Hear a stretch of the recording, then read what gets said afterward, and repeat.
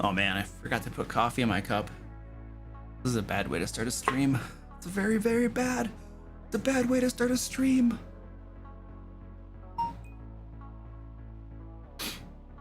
Oh, get rid of that. What does this do? Nice. Is this working? Hello? Hello? What's up, Dan Bear? How you doing, man? Penguin Butt. Yo, Abcod. What up? Hall of Thanes. Sophie, what's going on? How you doing? Sophie, you had a D&D game on Wednesday, didn't you? I think you said you did. How did that go? What's up, Cole Soak? Oh yeah. Kickstarter launches on Tuesday morning. This coming Tuesday. We'll see how that goes. My first time doing one of those bad boys. Justin, what's up, man? Blitz Dublone. Hello. Oh, you're excited too? Sweet, man. Yeah, I was just doing some final wrap-ups tonight on some stuff for it. Getting it all squared away.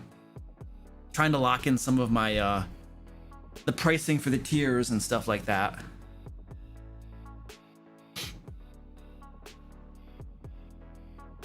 I need coffee. Race Richard, hello. How you doing?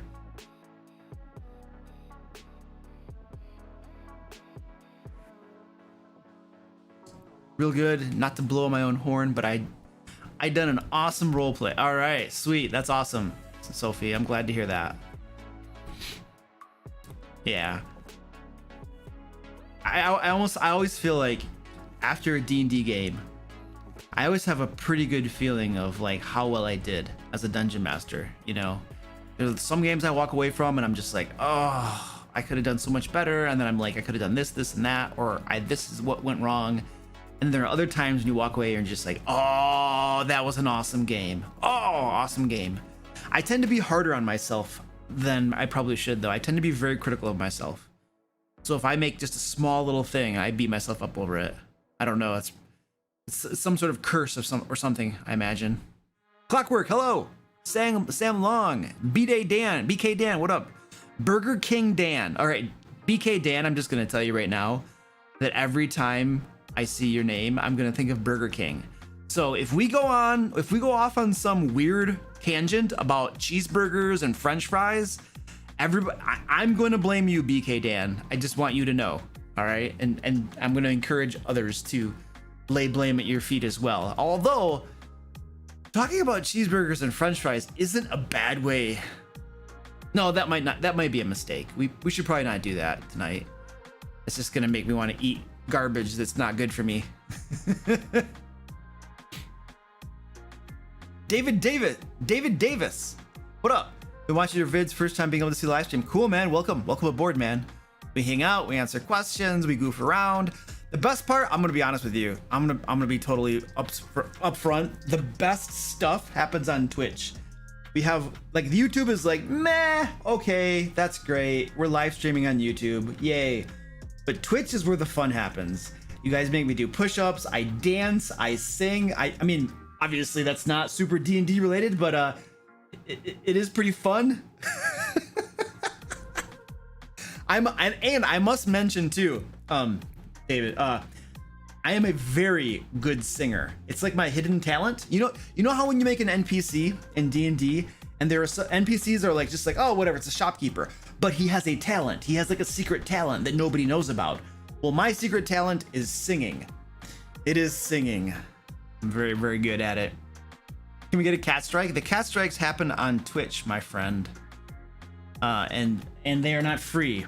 You have to pay channel points with them, which doesn't cost you anything.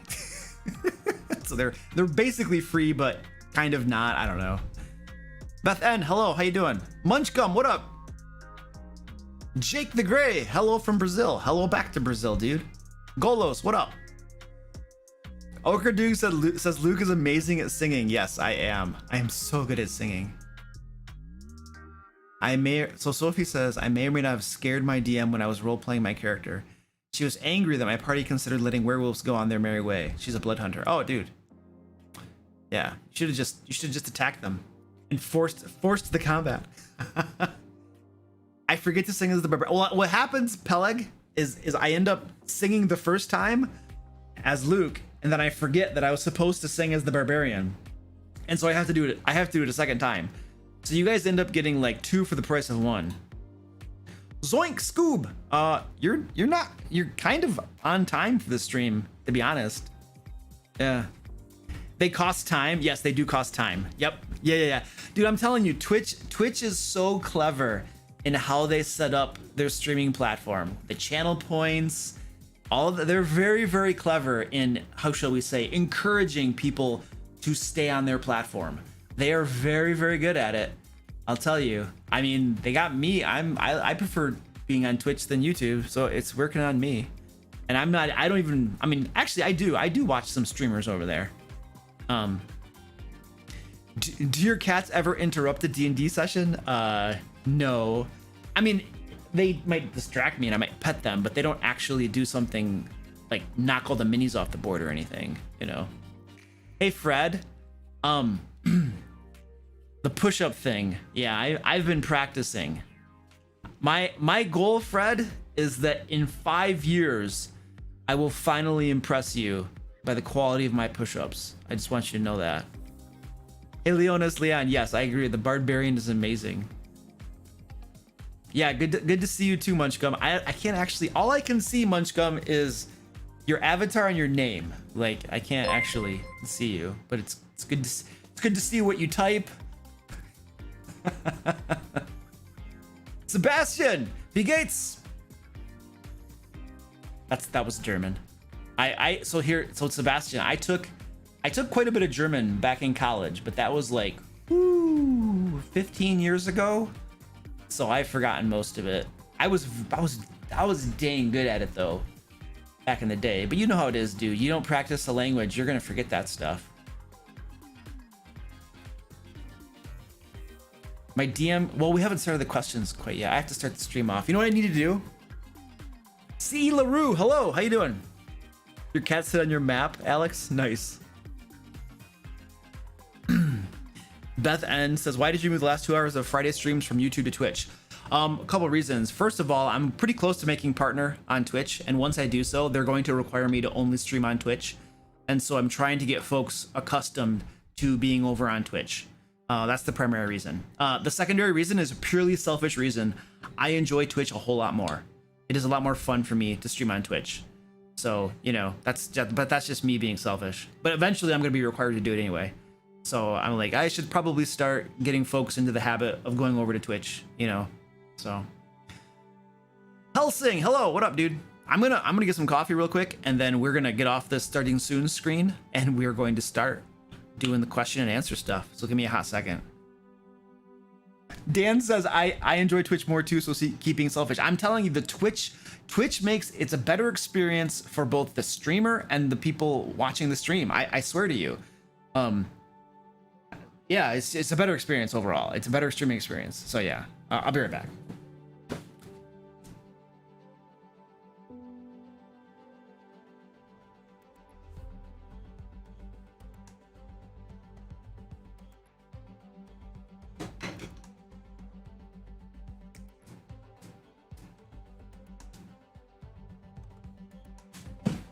All right, I have coffee.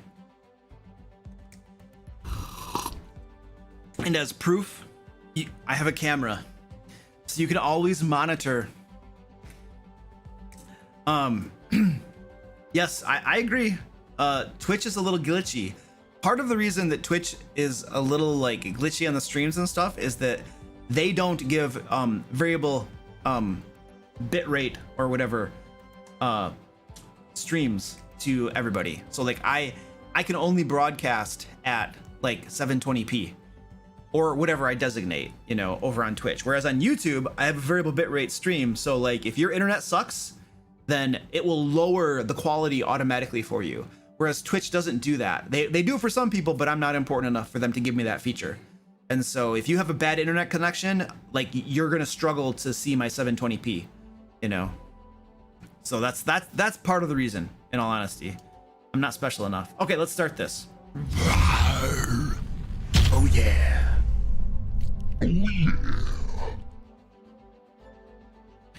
right, here we go. Live stream time, ladies and gentlemen. So the first part here is a Q&A. You guys ask questions, I answer them, kind of. Some of my answers suck. You're just gonna have to deal with that because I don't know everything.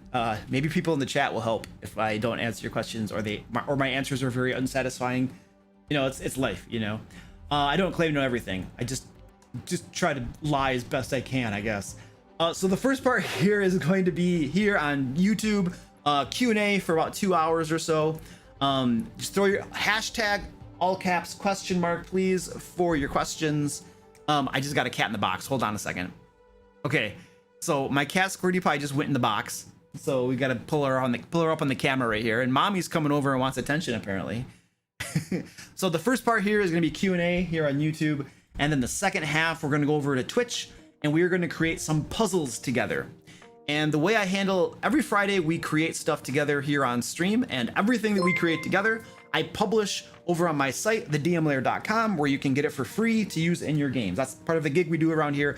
We create something awesome together as a community. Well, hopefully it's awesome, but we create it together as a community, and then I put it out there for everybody to use in their games. So that's just the gig. That's what we do here on Fridays. Q&A, and then we create something, and then I publish it, and you guys use it, and hopefully it's fun and cool and all that good stuff. So yeah, that's what we're doing tonight. I do have a couple like selfish plugs that I want to tell you guys about. Well, one of them's kind of selfish. The other one's not quite as selfish. I do have a D&D giveaway going right now. If Penguin Butt, if you would link that, it's a D&D giveaway in the chat. Right there, you guys can enter to win a chance to play Dungeons and Dragons with me and my editor, Zach. Now, here's the thing. My editor, Zach, is going to be the Dungeon Master, and I'm going to be the player. And I'm like a shenanigans player, so it should be kind of fun. And Zach we'll give Zach a run for his money. So that giveaway there is open to all of my patrons, channel members, and Twitch subscribers. Basically, I do these giveaways every so often, open to anybody who's helped support the channel. It's my way of saying thank you for keeping the lights on and just, you know, helping to support all the free content that I make around here. So that link is up there. So if you haven't gotten on that, go ahead and do that right away. And there's probably a link to Patreon or something if you guys want. If you don't and you want to get on it, you can take a look at that. If not, no worries, no big deal. That's the first plug. That's like the it's kind of selfish, kind of not selfish, but anyway, it's a plug. The second plug is my Kickstarter is opening this Tuesday. This is kind of a purely selfish plug, I suppose. Kickstarter is coming up on this Tuesday. It is September 1st. It'll open up. It's gonna be open for 1 month. It is a I'm gonna show you guys. Hold on a second. Let me show you some killer art from this bad boy. I'm just gonna show you some of the art that I have commissioned for this. This is like the hype and the plug crap that I'm doing now. This is the cover art. So it's called Into the Fae. It is an adventure module that will take you from level 1 to level 5, and it features lots of Fae creatures. Hence the name Into the Fae, right? And this is a mock-up of the book cover. You can get a PDF, or you can get the full book. There are lots of other things you can get. Here's some more artwork that I had commissioned. These are some elves taking some prisoners away to do horrible things to them, I'm sure.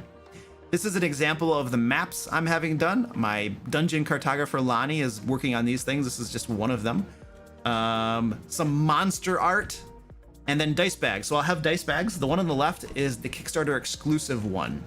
And these dice bags are micro suede, super high quality. They have red lining on the inside.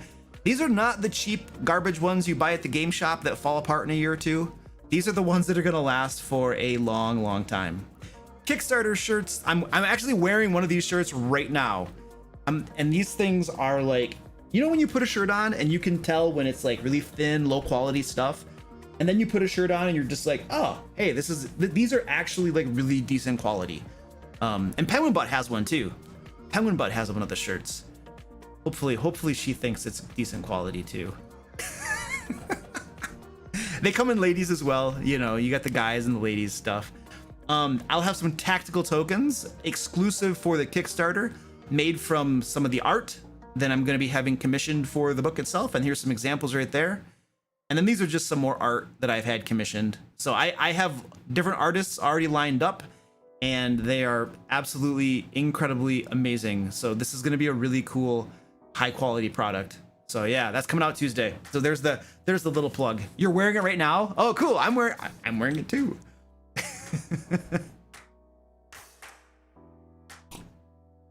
All right, let's put all that aside and get the questions done. Because right about now, people are like, Luke, shut up with the garbage and just answer our questions. All right, I'll answer some questions. I got to pull up the sheet though. My moderators keep copy your questions into a spreadsheet and stuff so that they don't get lost and that I can find them. So there it is. And it looks pretty empty right now. All right, so we'll just go to chat. Fred just ordered his pizza to eat while we create. That's awesome, dude. I know you love alt covers, so will Into the Fae have an alt cover? I can't do that. I don't have the production facilities for that, dude. That would be far much more than I can do, man. So I gave you the very best cover that I have. I did not hold out on you. Like the cover that I have is insanely awesome. And I paid that artist a big fat chunk of money too. He was one of the more expensive artists. You get bids for lots of different artists, right? And the artists all gave me their bids and stuff for the work. And I picked one of the most expensive ones because his quality of his artwork was so good. I'm just like, oh my gosh, this guy, I was looking at his portfolio and stuff and I'm like, this guy would do an amazing cover. Like I need this guy. And so I'm just like, okay, here's not quite twice as much as what other people wanted, but it was a lot more, but he was worth it. So I'm just like, here you go. So no, there was no alt cover, but I did not hold back on you. I am giving you an awesome cover, dude. Oh, Dan Bayer says the third plug is a hangout tomorrow. That's a really good point. Dan Bayer brings up, my VIP hangout is Saturday tomorrow at, what time is it at? I think it's at 1 p.m. Eastern US time. So that's for all of my patrons, YouTube channel members, and Twitch subscribers at certain levels. You guys all get to hang out with me on video chat, and we hang out and we talk. And you're on video, I'm on video. We hear each other, we talk. It's usually tons of fun. Dan's been there before. Stephanie's been there. Penguin Butt's been there. We had lots of people there last time. That was lots of fun. It's really cool. What is the best way to do socially distant D&D sessions? Over online. Alex is like, Luke, really? You don't say so. Look, so basically, if you want to do it as free as possible, Discord. All you need is Discord. You can use Discord and you can play D&D. You can hook your cameras up. You can play D&D over Discord on your stinking phones. Even if you don't have a webcam, then you can see each other. And then you can do, it's gonna be theater of the mind, but it's D&D. If you want to have a map, then you're going to be going with Roll20, which you can use for free. It has limited features, but you can use it for free.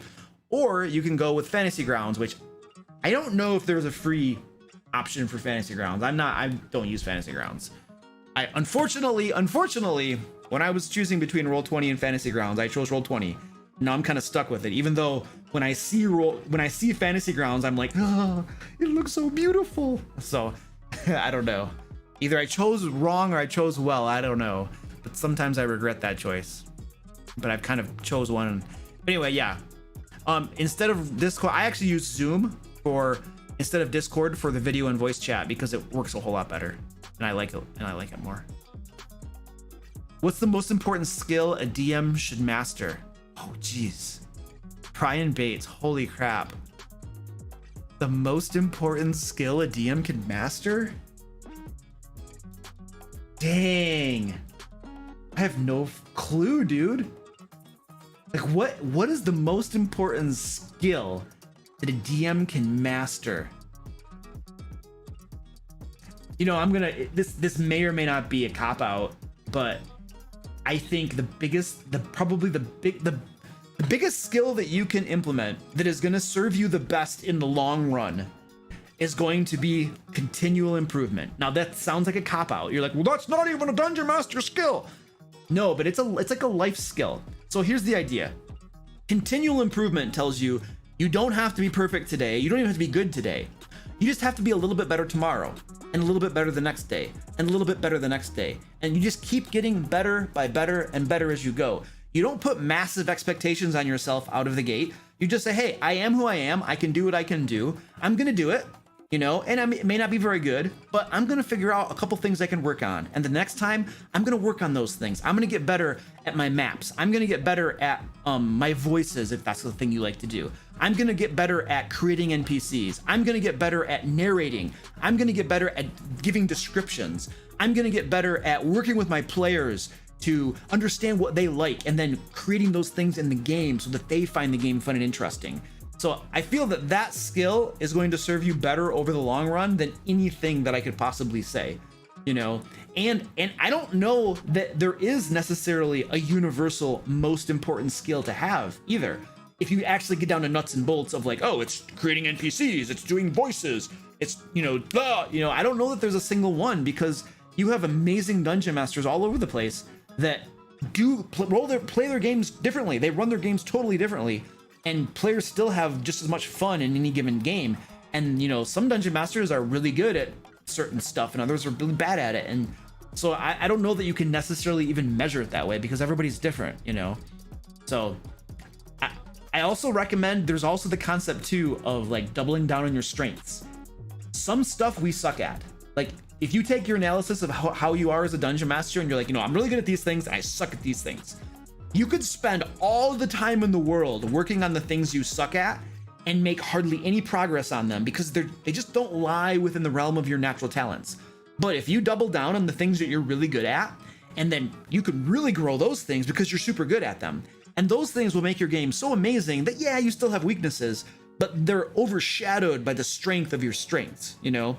Now, sure, you probably want to, like, you know, bring your weaknesses up a little bit, but I wouldn't focus solely on bringing weaknesses up. I feel like, you know, double down on your strengths, make your strengths your defining characteristics. You know what I mean? So I don't know. Those are just some thoughts. I wouldn't neglect your weaknesses, but don't put too much focus on them, you know, because they're not going to grow as fast. It's like when you're playing Skyrim or Morrowind or something, you know, you have your main skills and you have your secondary skills. You can spend tons of time training your secondary skills, but they don't advance very fast. But if you train your main skills, they advance a lot faster, and your character overall is going to be more powerful, I think, if you train your main skills. This analogy might break down based on my understanding of Elder Scrolls. You'll probably correct me if I screwed that up. Oh man, I didn't put my coffee cup under the camera. Oh, that's my bad. Min-max your DM skills? To a certain extent. Yes, a willingness to adapt and change is important. I agree. D&D tattoo. Do you know any good in general? I don't know what the heck that means. I don't know what that means. I don't have a D&D tattoo, if that's what you're asking. Sorry. Did playing D&D or other role-playing games affect your life in some way? Are there any skills you have learned through role-playing that helped you in real life? Yes. Has it affected my life in some way? I mean, it's definitely made me a more outgoing person. It's made me more sociable and outgoing. It's made me more confident in myself. It's made me able to speak in front of groups a lot more easily, you know, self-confidence, assurance.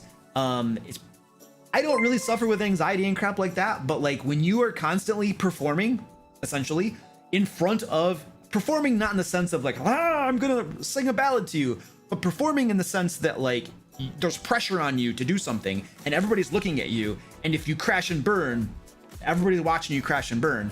You know, when you're constantly in that situation, you learn confidence, you learn how to do that stuff, and then you feel more comfortable at that. And then when other bigger challenges come, you're just like speaking in public or something. Who cares? It's speaking in public. You know, it's like I've run a D&D game, dude, with close friends who are judging my every word. And maybe it's not that bad, but you understand what I'm saying. So yeah, you learn stuff from that, you know. Skills, facilitation skills. I definitely feel like running a D&D group as a DM has helped me to learn how to facilitate groups, like in work settings, you know, just facilitating meetings. My job position is that I have to facilitate meetings. That's part of what I do. And so I feel like running a D&D group as a dungeon master has helped me do that as well. So yeah, they're and I can probably keep thinking and coming up with more crap. But yeah, there are definitely things that that help. Okay, I see that I missed a super chat from like 15 minutes ago. Ethan Lamar, thank you, sir, for the super chat. I appreciate that. That was a while ago. Hopefully you're still here. and you got my thank you. Munchkin, thank you, sir, for the $5. Appreciate that. The main skill I practice with my players is patience. That's interesting. I usually don't have to be very patient with my players. My players don't really do things that try my patience, in all honesty. Maybe I'm just fortunate. I don't know. But I feel you, dude. Alex M, thank you for the super chat, dude. I appreciate that, man. What's going on with Simpaticos? What, is he leaving? Dan, did you make Simpaticos leave? What? Oh, nice. Nice. Dan Bear, you just made Simpaticos leave. Or was it Stephanie? Or was it Penguin Butt? Who was it? Who was mean to Simpaticos? I feel like somebody needs to answer for this. Luke, have you ever fought Tiamat? I haven't, but my players have. Fighting Tiamat was I think the last game session that I did with my Hand of Light group. That group, I haven't played with that group for, I want to say 2 years or so. I got too busy at some point with YouTube and everything I'm doing, and I couldn't keep doing it. But yeah, they fought Tiamat.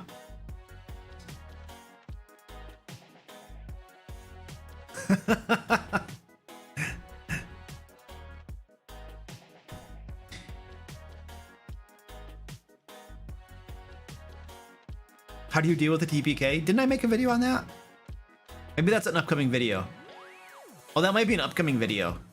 Yeah. So I have a video coming out in September about how to deal with the TPK. I think it's September. It didn't already come out, did it? No, I think it's coming out in September. I can't keep them straight.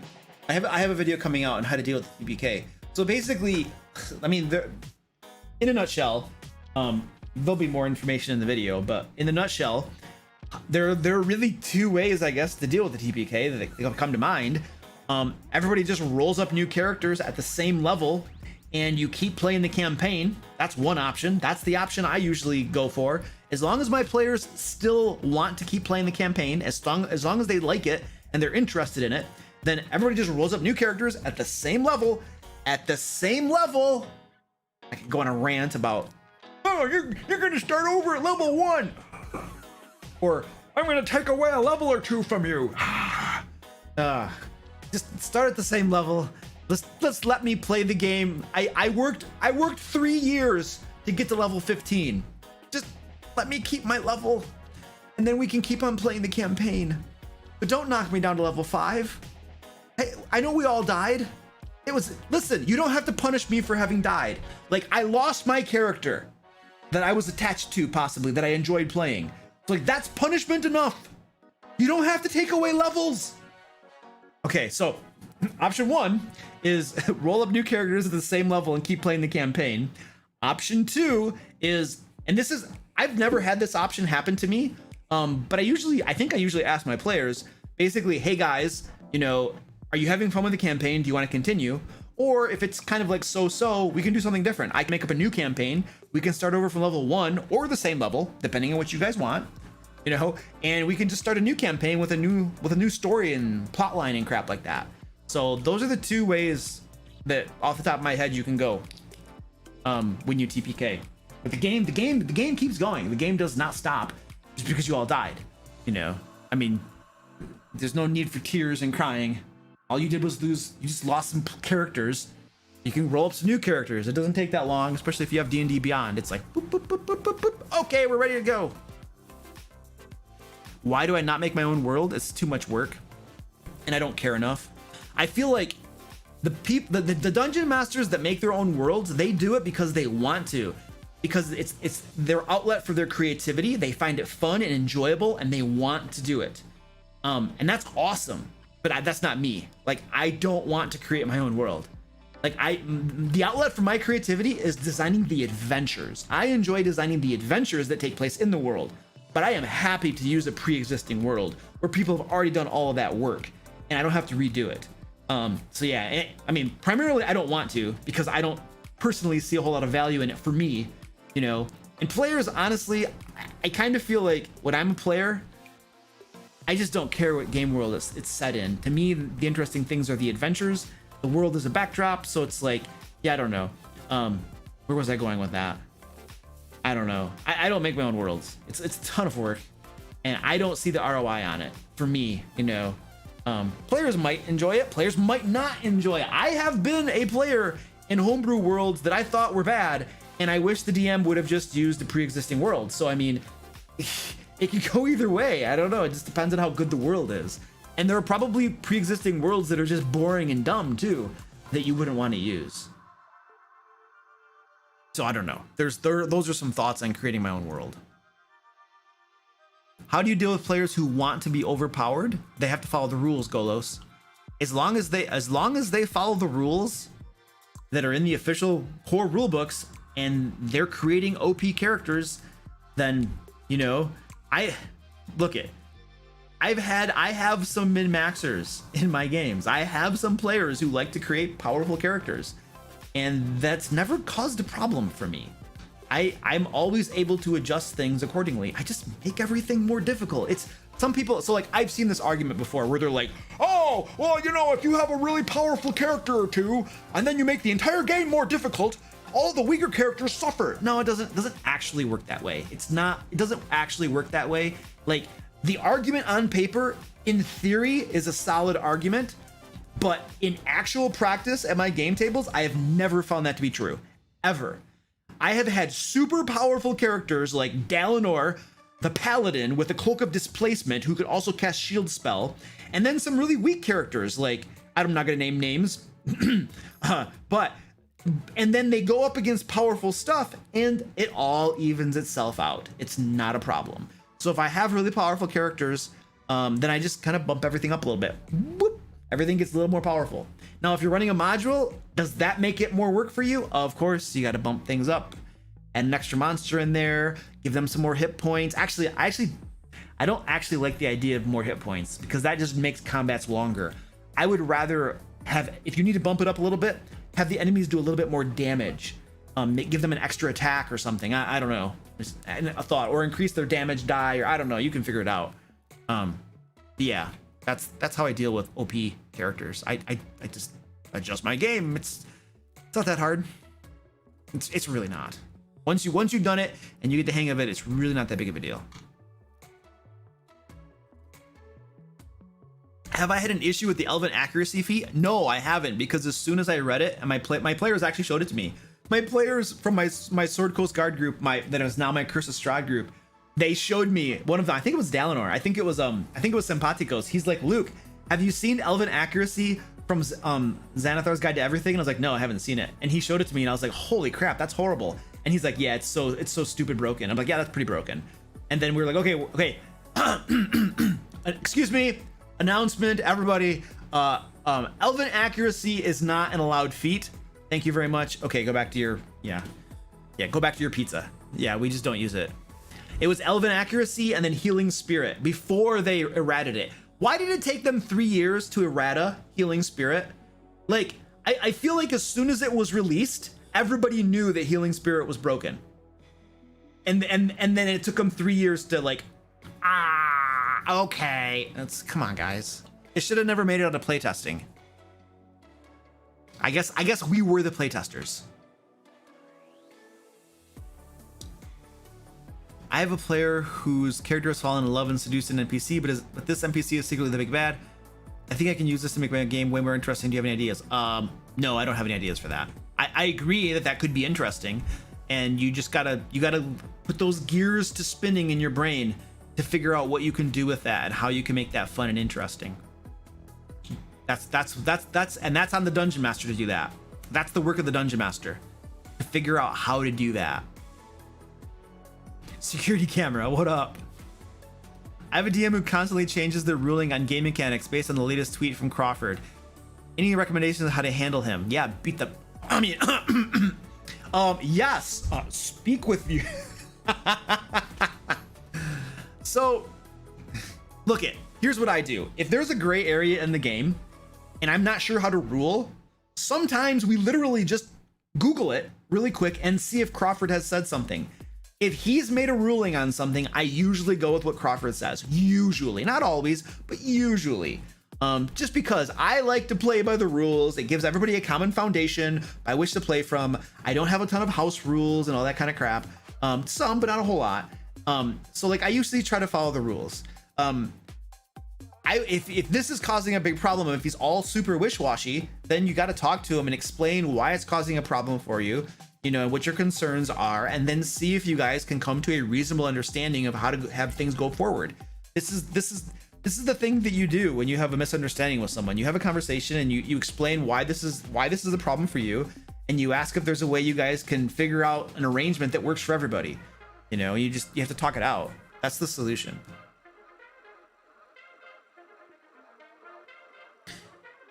Opinions on the Zealot Barbarian. I'm not familiar with the Zealot Barbarian.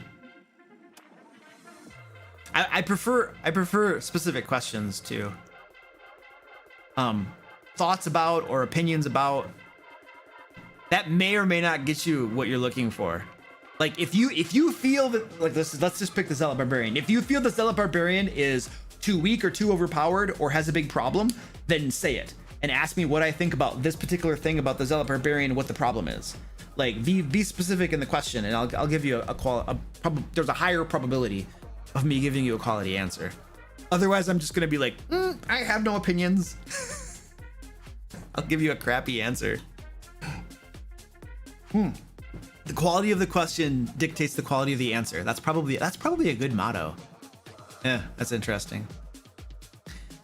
Braden Wood says, my DM is starting a new campaign and said he might be using the variant spell points rule.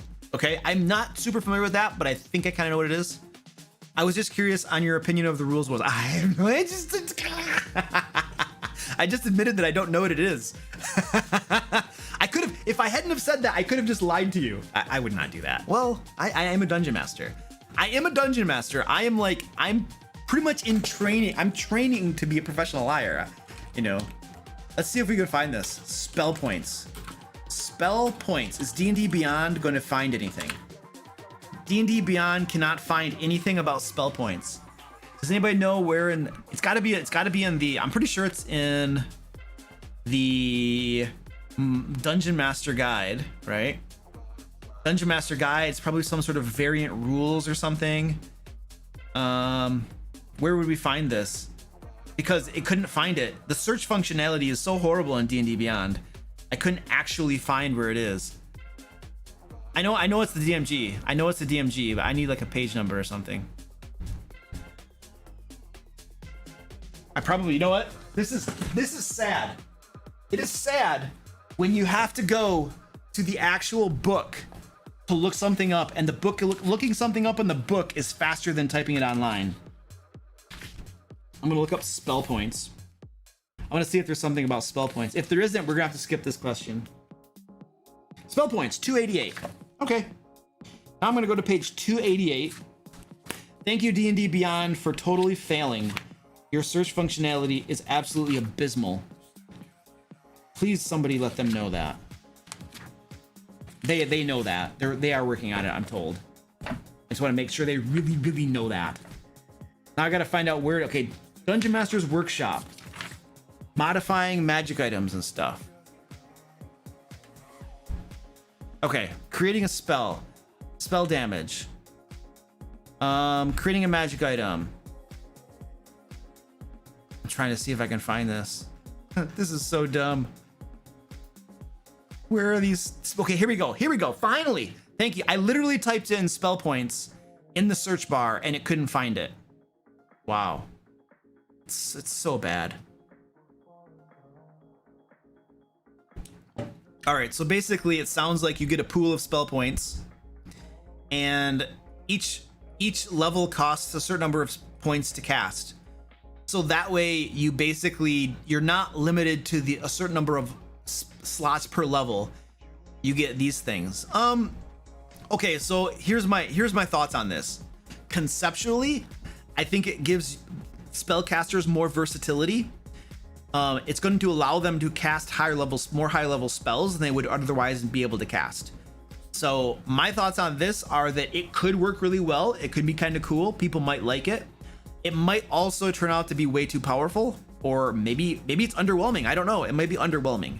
this is the sort of thing that I would probably play test. I would tell my guys that, hey, we're going to do this to see how it works.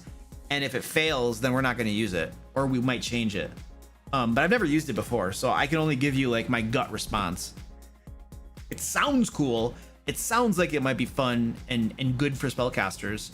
But it might end up being powerful too, because I can see them using, you know, saving their spell slots and just using all the high powered spells, which could end up being very, very powerful and unbalanced. I could see that happening.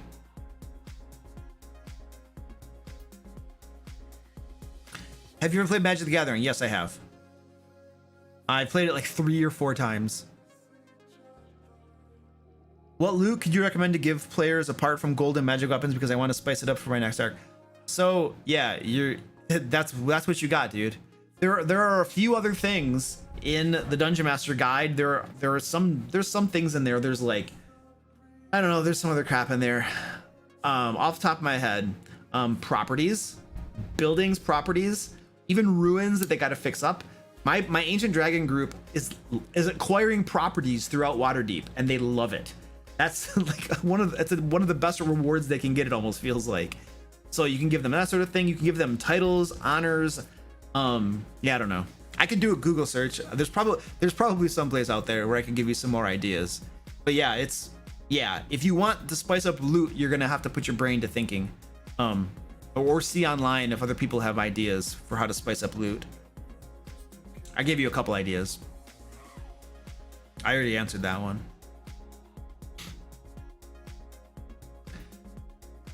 How do you keep players from just kind of going off on whatever things to do show up first rather than thinking about what they want to do? I'm not sure what that means. I don't know what that means. Sorry. I can't interpret that. What do you think the most important things to understand when making an adventure? The most important things to understand when making an adventure.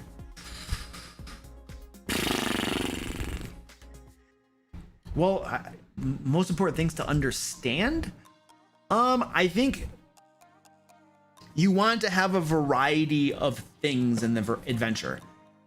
That's probably one of the biggest foundations. Whenever I go to write an adventure, I want to have a variety of different things. And here's what I mean by that. I don't want everything. I don't want it to just be a dungeon with a bunch of fights in it. That's boring. It'll get boring after a while. I want to have some traps in there. I want to have a puzzle in there. I want to have some secret doors and some secret passages. And I want to have some social encounters. I want to have, not everything's a fight. Sometimes there are people to talk to. Prisoners and servants work really well for this. Maybe the giants have orcs as their servants, and the orcs are not really combative. The orcs are kind of downtrodden, and the orcs are kind of pathetic, and they ask the adventurers to help save them from the giants who have enslaved them and are manipulating them to like clean their floors or something or whatever. So a variety of different things in the adventure. It's something really important to consider, because you want stuff in there. Players usually have a variety of different interests and likes and dislikes. Like the things that I like as a player, my friend Joe doesn't necessarily like the same things. And so if a dungeon master is creating one adventure, then he wants to include things in there that are going to both appeal to me and appeal to my buddy Joe. And so the dungeon master understanding his players and what they like and don't like is going to help inform what they create in their adventures. That said, if you just create a variety of different things, then you've got a very good probability that it's going to appeal to most of your players anyway, just because you're giving everybody a variety of things. Make sure you're creating adventures that you enjoy too. If you're not having fun and the adventures you create, let's just pretend. I love combat. I love tactical combat. I will always love combat. But if I had a group of players that only ever wanted to do the talky bits, social interactions, I probably would not enjoy that game one bit. And if I'm not enjoying the game as the dungeon master, guess how long that game's gonna last? Not very long. It's gonna crash and burn because I lose interest and I don't like it anymore. So I have to create a game too that I enjoy playing or that I enjoy running. You know, so there's got to be like a halfway meeting point between the players and the dungeon master when you're designing the game, when you're designing the adventures and things.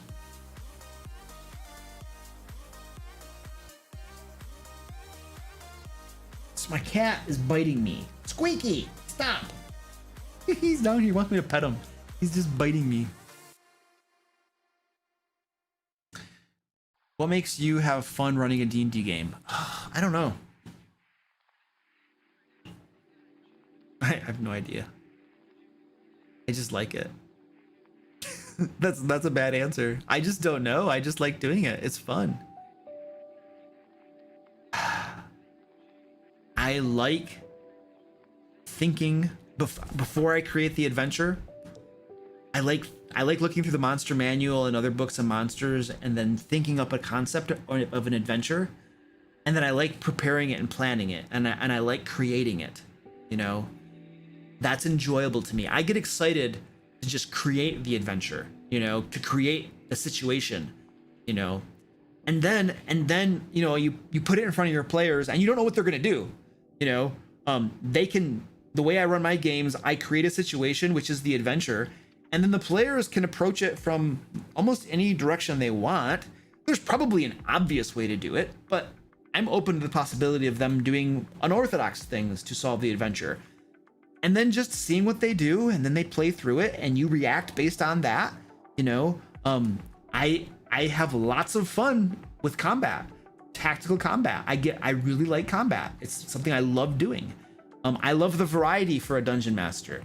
Instead of only playing one character forever and getting bored, I get to play new characters, my monsters, my NPCs. Monsters are NPCs.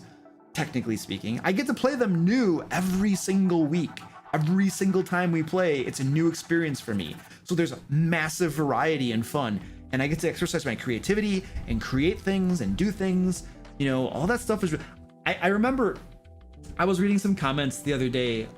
All of my Sword Coast Guard, not my Sword Coast Guard, my Curse of Strahd game right now that I run every other Sunday. We stream over on Twitch, and then I also post all of my Curse of Strahd games over on my second YouTube channel, the DM Lair streams. Maybe somebody could give a Penguin Butt, if you could throw a little link to that, that'd be great. A little shameless plug there. And someone commented once about how when I rolled a critical hit against my players, they're like, Luke, you got a little too excited when you rolled a critical hit against your players. It almost seems like you have a DM versus player mentality. And I'm just like, dude, no, you don't get it. You don't get it. I'm having fun. Dude, I'm having fun. And when I roll the dice and I get a critical hit, it's exciting. Dude, like, come on. Come on, look at the play.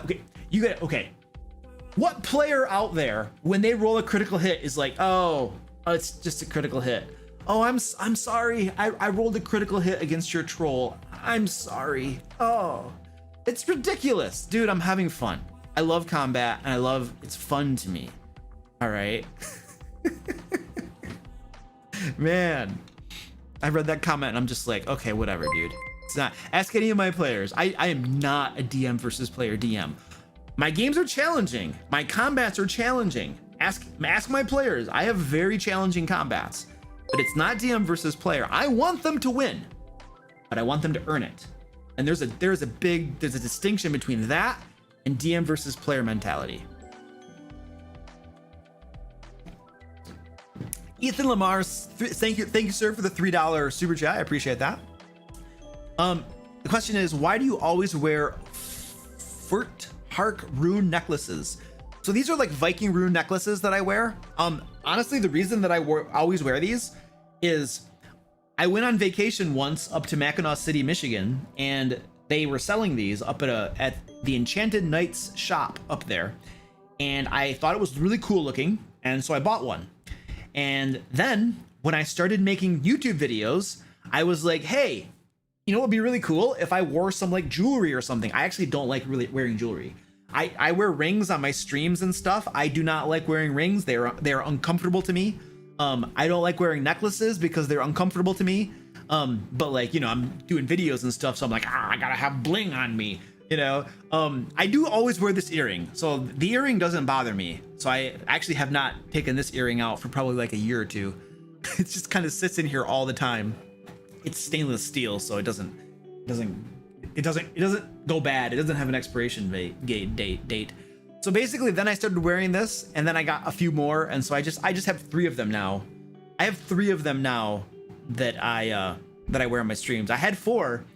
The 4th one, so this summer we lost one of our cats, Guapo, and it was a pretty big hit. But I buried the very first rune necklace that I ever made a YouTube video with, I buried with Guapo as a way for him to remember me and me to just have something that was very important to me with him, you know. And so I used to have 4, and then 1 is now with Guapo. So yeah, that was the very first one that I ever used in D&D in videos and stuff. So yeah. So that's why the rune necklaces. Brad Chris, thank you, sir, for the $5 super chat. I appreciate that. Watching your stream while prepping for tonight's game. Cheers. Awesome. Throw something cool in there for me, man. Throw like something really nasty. And then when your players are like, hey, what the? You'd be like, Luke told me to do it. Mom, I'm on TV? What is that? Luke is home? Yeah, I'm home. Somebody got timed out. What did they do? They probably were spamming the same question, weren't they? Nice. Penguin Butt is in the house. Nice. Laying down the law. Sweet. Yeah, don't spam your questions. Penguin Butt's like, God. Or was it Generous Heel? Who was it? Was it Generous Heel or was it Penguin Butt? It doesn't matter. It's fun. Just swing that wrench. I don't know why I get excited about that. Some people are probably like, Luke's a jerk. I don't know. I'm just having fun. Ladies and gentlemen. Alexandra says, do you have any advice for how to DM an entertaining one-on-one game? What is the biggest difference between that and a normal game with 5 or 6 players? Conceptually, there is absolutely nothing different between a one-on-one game and a game with a big group of players. The adventures you create all follow the exact same concepts, the exact same strategy. There's really nothing different about how you run that game, except that you need to account for the fact that you have 1 player. That's the big thing, obviously. So you either design all of your adventures to just be for 1 player and consider action economy. Action economy is super, super huge in the game. So only have 1 or 2 enemies, or have like, even if you have like a horde of really weak ones, that could still cause a problem because of action economy. So, or you could that person might play 2 characters if they want to. You might have an NPC come along and help them as well. So you have a bit of a boost to their group, you know. Honestly, that's really the only difference. You have to, as long as you account for there only being 1 character there or 1 player, then it's mostly the exact same thing. There really isn't that big of a difference, in my opinion, the way that I would run the game. And I've run one-on-one games before, several times. How to make it entertaining? You make it the same way you make any D&D game entertaining. You run a game that your player finds fun, and you put things in the game that they enjoy doing, and you learn what they like, what they don't like. Same caveat of making sure you include things that are fun for you applies as well. Animal companions, sure. Yeah, animal companion could help, absolutely. Any tips on role playing? That is way too generic of a question. The biggest tip about role playing is think about what motivates you. What is your motivation? That's the biggest thing. When I'm role playing a character, I'm thinking about my motivation. I'm a blacksmith. What do I really care about as a blacksmith? I want to ply my trade. I want to make money so that I can feed my family, and I want to go home to my family. Those are my motivations. Now, I probably have some other motivations like pride in craftsmanship, you know, being honest or something, or not, you know. But if I know those motivations, then that helps me role play my character, no matter what the PCs do. If the player's character comes up to me and it's like, all right, the shakedown, you're gonna give us all your money or we're gonna slit your throat. I'm the blacksmith. I don't fight armored adventurers. Fighting armored adventurers gets me dead. And if I'm dead, I can't make money. And if I can't make money, I can't feed my family. I can't feed my family, they starve. Therefore, yes, sir, here's the money. It informs my roleplay. My motivations inform my roleplaying. That's probably the biggest tip I can give you for roleplaying.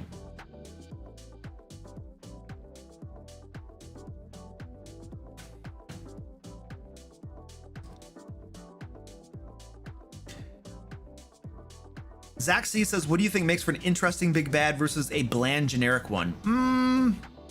That's very like situational and probably individual to each person. What makes a fun big bad for me makes a boring one for you. I don't know that there is a generic answer I can give to that. It's very personal, situational. I don't know what the right word for it is. Do you plan the whole campaign at once, or are you more the DM that hangs from one session to another with the preparation? A little bit of both. I generally have an overall idea for the campaign in mind. An overall idea, an overall pitch, an overall theme, or an idea. That's it. You know, and I know, I usually know who the big bad is. I usually know what their goals, motivations, and what they're doing in the world is, because that's the central conflict. That informs a lot of important things. So I need to know that.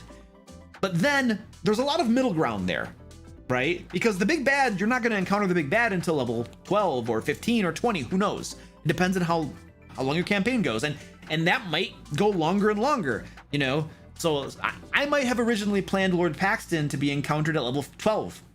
But, you know, they got to level 12 and I was like, no, we're going to keep going. Level 15. Let's keep going. Level 17. Level 17. So level 17 is where that campaign ended. But it could have gone to 20. It could have gone past that. It just, you know, so I don't plan an end necessarily in mind until it gets to that point. At a certain point, we will get there and I'll know where it goes. But so I have a concept in mind, and then I just plan out the next adventure. I plan out the next thing the players tell me that they want to do. And I kind of take it one step at a time, you know, keeping the overall idea in mind. And there's some more planning that goes on and stuff there, you know. By the time the players are getting around level 8 or so, 10, I'm starting to think, okay, do I have enough go juice in this idea to carry this campaign all the way to 20? Or is this campaign kind of sputtering out and it's time to wrap it up? Maybe we only go to level 12. Those are things that I kind of just play on the fly, you know, depending on how things are going and stuff.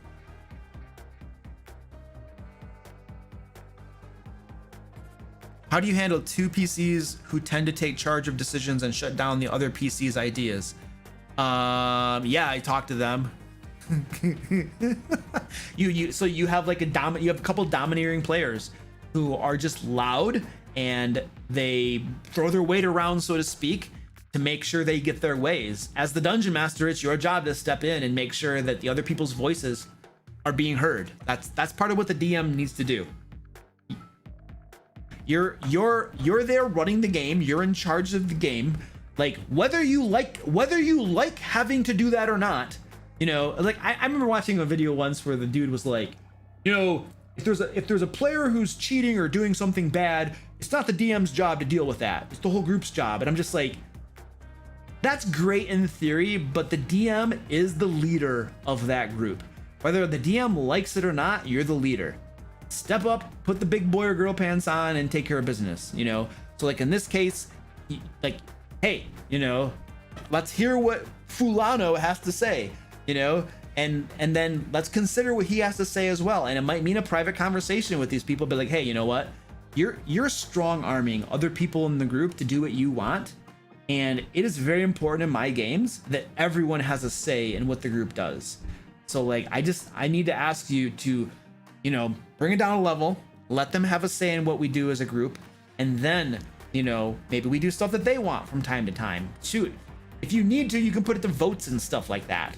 That way it's not just whoever's loudest and throws their weight around the most gets their way, you know? So those are some ideas. I never have a problem getting in someone's face when I need to. In a nice way.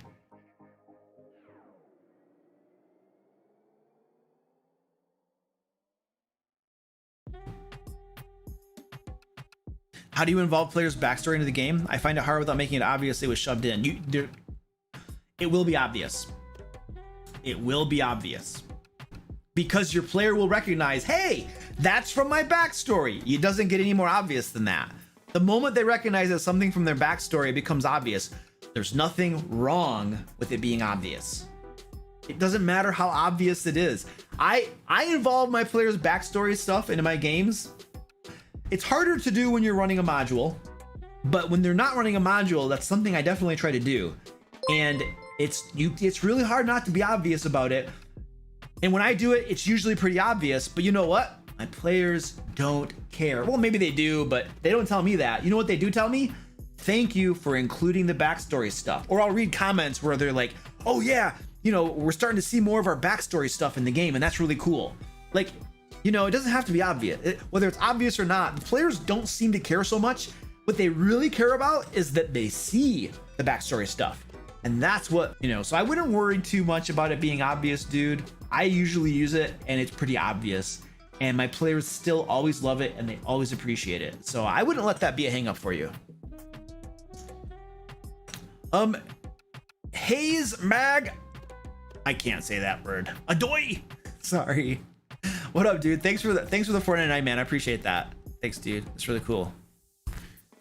He's gonna take it back now because I couldn't say the last word. Oh, I got cats down here. What's going on? Squeaky, come over here. Squeaky's off camera. You can see his tail. Come here, Squeaky. Nah, he doesn't want to. Oh, yeah, you can see him. There he is. You can see his head. Oh, here's little guy. Here comes little guy. What's up, little guy? Little guy. Little guy. Oh, he wants me to go over there. He wants me to go over there and pet him. He won't come to me. He's like, oh, you gotta come over here and pet me. Little guy. Mag-Aode. Mag-Aode? Hayes Mag-Aode? All right, that's the best I can do. I know. Whenever I make a mistake or screw something up, I just show pictures of the cats, and that seems to smooth everything over. My cats are clones. They're so fluffy. They are, especially Squeaky. He's a big fluff bomb. Mommy cat is over on a chair over there. She is amazingly fluffy. Let's see if I can get over here. Come here, mommy. Come here, mommy. Mommy. No, she's just looking at me. She doesn't trust me. She's like, no, you're gonna touch me. Well, yeah, that's what I'm calling you over here for. Totally. All right, I'm gonna take a quick second here to just thank all of the patrons and members that help support the channel around here and help me create all of this stuff and make everything possible.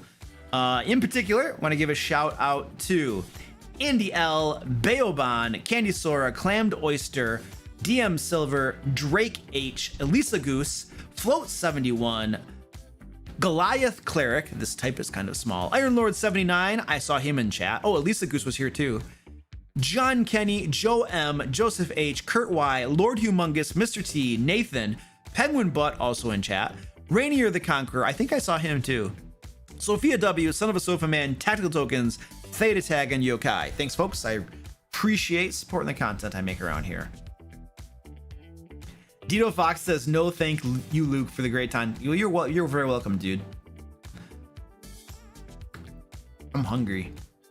Oh, another cat. This is Orange. Orange is here now. Rainier was here, yeah. Orange, what are you doing? He's looking at me with his big dumb eyes. Come here, Orange. Oh, you're adorable. Orange. He's my Orange. Yeah. Cat raid. Well, this is only 7 of them. This is only 7. How do you tell those things apart? They're my cats, dude. I know. They're all very distinct. Orange and Squirty Pie are giving kisses.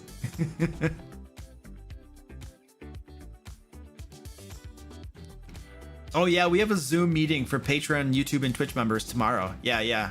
That's something I do every month for folks who help support the channel. That's happening tomorrow. BK Dan, yes, it's your fault. You're hungry for a burger. But I like a burger. Burger would be good. What do I really want right now? A burger? I don't know. Give me some suggestions. What's some good food to get on a Friday night? Mige the Liar says, Luke, you're a crazy cat lady. I'm not a lady. I'm a guy. I promise you.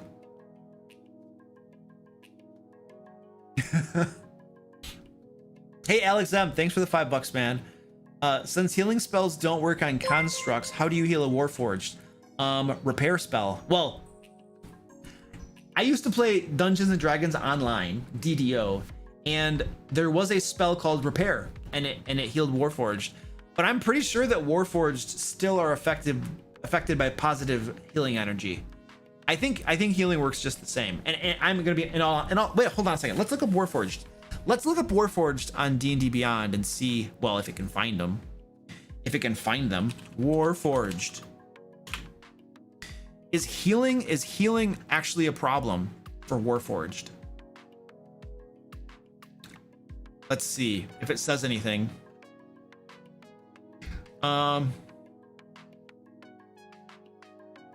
It doesn't. I don't even see anything. And are they considered a construct? Are Warforged considered a construct? I don't know. They don't have any age. You're immune to age. Your lifespan remains a mystery so far. Oh yeah, because they were just created. I don't see anything in here about them being a construct. D&D Beyond is not. Maybe it doesn't show it very well. Warforged are humanoids. They are not constructs. I'm gonna look it up in the book too. You guys, I highly, so highly recommend the Eberron book. Oh, it is so good. It is so good. I love everything I've read so far. I haven't read the whole thing. I'm still working through it. But everything I've read so far in here, I have absolutely loved and adored. It is such a good setting. It's really, really good. Warforged. I don't even know if it says anything here. I mean, it doesn't say it's a construct, so I'm gonna assume it's a humanoid. Yeah. I would consider it a humanoid. And healing spells affect it just as normal. I wouldn't count it as anything different. This is the alternate cover. This is the alternate cover. I buy the alternate covers whenever possible. I love alternate covers. I'm out of coffee. Why didn't you guys tell me I was out of coffee? You guys can see how much coffee I have. I feel like I should have gotten a warning.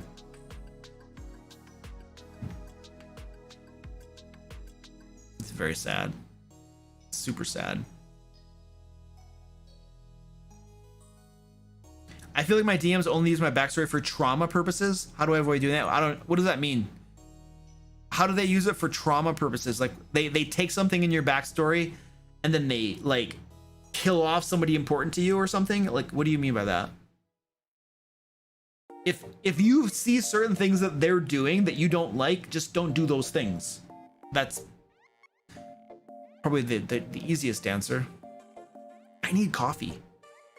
All right, I'm going to get coffee. Hold on, folks. I'm gonna get coffee.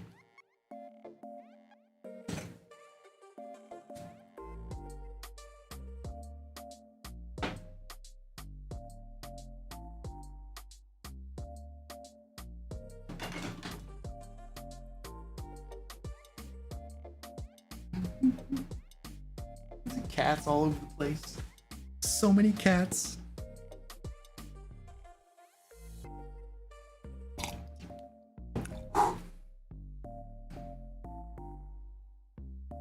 What D&D classes would your cats be? Oh, that's a good question. Moderators, we seem to be missing the people's names who asked the questions. If we can capture those, that would be helpful for me. I like to say their names. Say my name, say my name. Okay, let's not start there. Okay, so let's see. What classes would my cats be? Orange is a barbarian. Orange! He's so big. He's so big. Squeaky he's a pain in the butt. Mommy is adorable. And yeah, I'm not very good at this. I pass. New question. Chonker barbarian. Yes, a chonker barbarian. Look at him. He's so adorable though. They want food. They want food. Oh yes, all of my cats are chonkers. That is absolutely 100% correct. No singing on a Friday stream. I am a good singer, Dito, and I will have no one say otherwise. Squirty Pie is a monk? Maybe. Squirty Pie is adorable too. Paladin. Adorable equals bard. Yeah, that's probably true. Oh. Oh.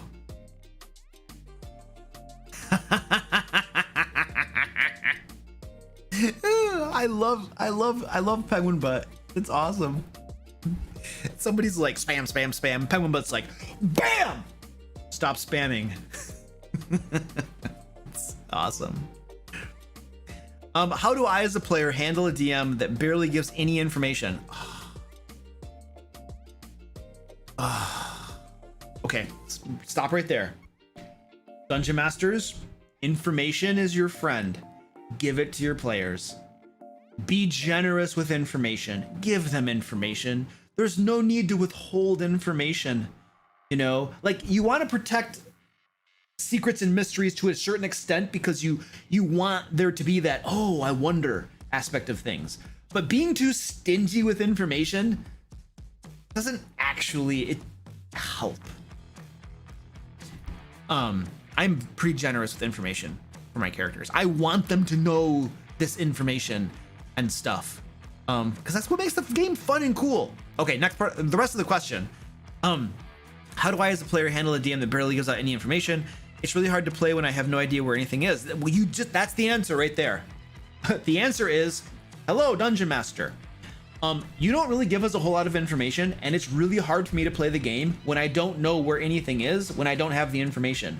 Would it be possible for you to give us more information about things? For instance, here are some things that I could really use some more information about that would help me play the game and engage with your game more. You know, that's the solution. It's going to your Dungeon Master and having that conversation. And he needs to understand your point of view and why you're asking for it, you know. And it's not like a give me you know, it's just like, hey, you know what, this is what I'm running into.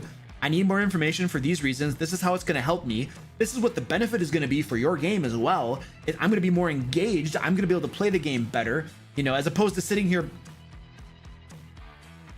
I don't know what to do. I don't really know anything. Dodge. You know what I mean? So have that conversation. Why do you prefer damage over hit points when buffing creatures from min-maxers? I'm a sort of new player, and all my fights so far have felt like even tanks on both sides are glass cannons. So, if the tanks feel like glass cannons, then they could use some hit points. The reason, this is something you got to tweak and stuff. And if you feel a certain way that they already are like glass cannons, then maybe they do need more hit points. But the rationale behind more damage over more hit points is the length of combats. It's a common complaint. Or occurrence, not always a complaint, but combats can take a long time. Combats can be pretty long. When you give your opponents more hit points, that just makes the combats take even longer. But when you, instead of giving them more hit points, you give the opponents more damage output, the combats don't actually take longer, right? Because they're harder and more challenging, but they take just as long to kill them. So the combats are just about as long, only they do more damage to the players. You almost could argue that the combats might be a little bit faster in that situation. Maybe, right? But it all has to do with not making combats longer. You know, so increasing damage output is going to keep your combats the same length, whereas giving them more hit points, well, it takes longer to deplete that hit point pool, and then the combat takes longer. And what's the whole reason for having a larger hit point pool? So that the monster lives longer and can do more damage.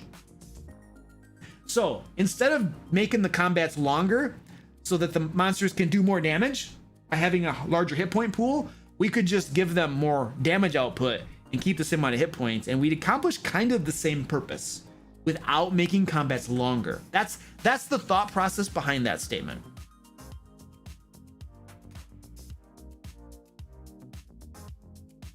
How do you deal with if one player runs off alone and they can't ever make a decision? It is starting to get on my nerves. If a player I did a video about splitting the party. And if I have players that go off on their own, they usually get way in over their heads and they get in trouble, and sometimes they die. I don't change my game because you went off by yourself. It's a group game. I designed it for a group. If you go off by yourself, you're going to be running into encounters that were designed for the entire group. Good luck. I'm not going to pull my punches just because you made a bad decision. We all know this is a group game. And in fact, that's intentional too, because I want them to stay together. I want people to experience the game as a group most of the time. And I did a couple videos about reasons you should split the party and reasons not to. There are pros and cons for both. Not making decisions, I just skip them. Like, you don't know what you're gonna do? Okay, you're off by yourself. You don't know what you're gonna do. Great, let's go back to everybody else.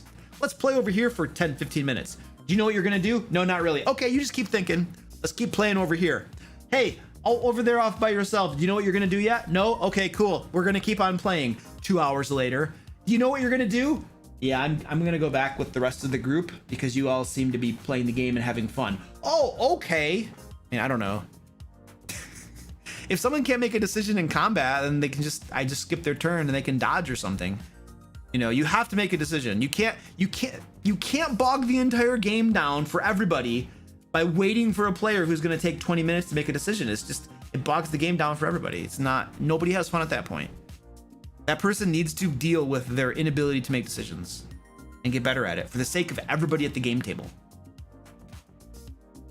Or roll a die and have that decide if you just can't make up your mind. What are your feelings on Tales from the Running Portal? I want to say about 1/3 of the adventures in there are amazing. 1/3 are so-so, and the other third are absolute garbage and you should never play them. That's my opinions on it. It's a pretty good summary. What has been your most satisfying PC kill? I don't think I have a satisfying... I'm never satisfied when the PCs die. That is never a satisfying thing for me. I allow it to happen because I feel it's a necessary part of the game for reasons. I made an entire video about player death, TPKs, and why it's good for the game. Made a whole video about that. And there were lots of folks on there that did not like that video. They're like, ah! But it's never satisfying to me. It's kind of like how'd you do this? So it's like sometimes, like a coach. Let's say you're a coach. Let's say you're like a football coach, you know, and your players got to get in shape and they got to practice and they got to train. If they don't, they're going to lose games and then they're going to feel bad. You know, it's your job to be a little brutal to them, to make them get in shape, to make them practice, to make them learn these things. Sometimes you got to get in their faces and you got to, like, you know, be like, dude, let's go, you know. But does that mean it's satisfying to you to do that? No, you view that as a necessary thing that you do with a goal in mind of helping these guys to be their best on the football field, you know. It's not satisfying necessarily, but you know it's necessary, and so you do it. Do you use a digital battle map, physical map, or both? Digital battle map, yes, when we're playing online. Physical map, yes, when we're playing in person. So both, yes. How much do you integrate homebrew into your games? Not a whole lot. Most of my adventures are homebrew, obviously, unless I'm running a module. But that's it. I don't make my own worlds. No. How do you add your own flair to your game? Through the adventures. My own flair gets added to the game through the adventures, not through the world itself. Now, in the case of a module, my own flair gets put into the module through how I run the module and how I implement the module. For instance, there's a little bit of a spoiler here about this Curse of Strahd. So I'll try to make it less of a spoiler as possible. But there's one part in Valaki where the module says, do it X way. And I read that and I'm just like, okay, that's wonderful. But like, that doesn't really work for me in my game and how I want to do things. So I'm going to change it. and I'm gonna do it this way because this makes more sense and I have good reasons for doing so. I changed it, I did a thing. And then I was reading a comment where somebody was like, look, you shouldn't have changed that. You made a mistake. And I'm just like, dude, you're not running the module, dude. This module is a guideline for me. It gives me materials and stuff that I can use, but I'm gonna tweak it. I'm gonna change things however I want to, for good or for worse. But that's my prerogative as a dungeon master, to do what I want, to customize that game so it fits how I want to run that module. You know, you can't tell me that because I changed it, I'm suddenly making a mistake. The mistake is thinking that you shouldn't change it. That's the mistake.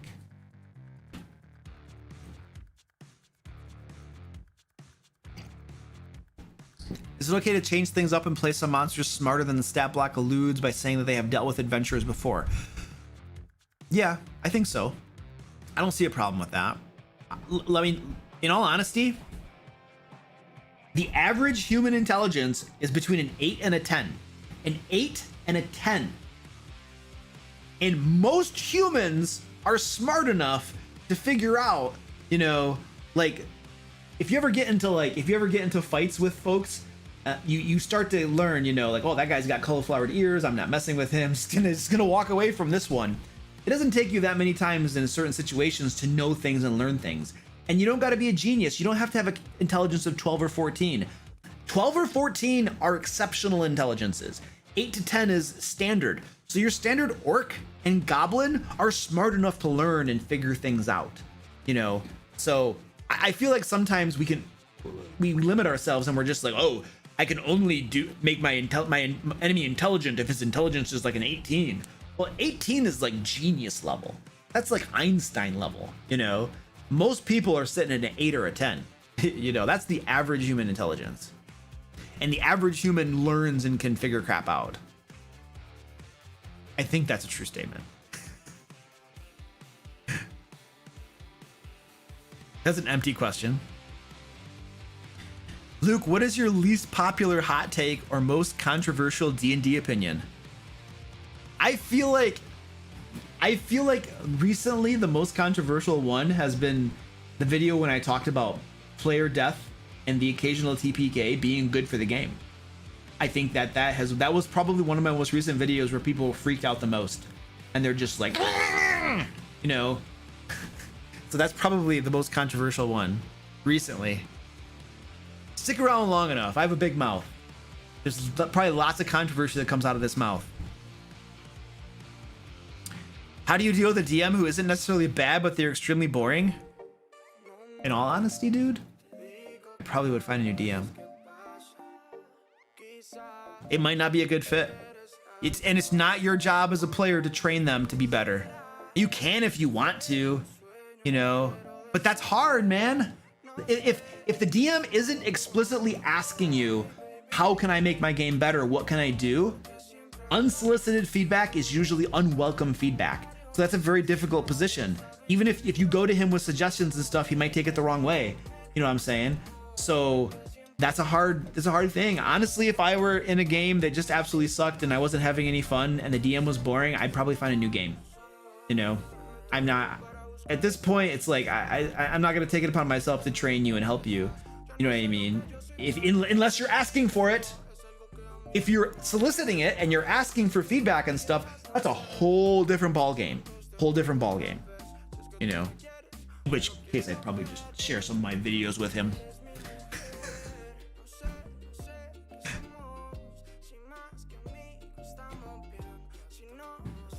What are your thoughts on actually running a dungeon? What do you do about travel speed, investigation, lighting, and stuff? I recently saw a video discussing old school essentials. Look on it. I'm not sure I totally understand that. What do I do about travel speed? I keep track of time in my games. I have a calendar. I keep track of time. So that's how I deal with travel speed.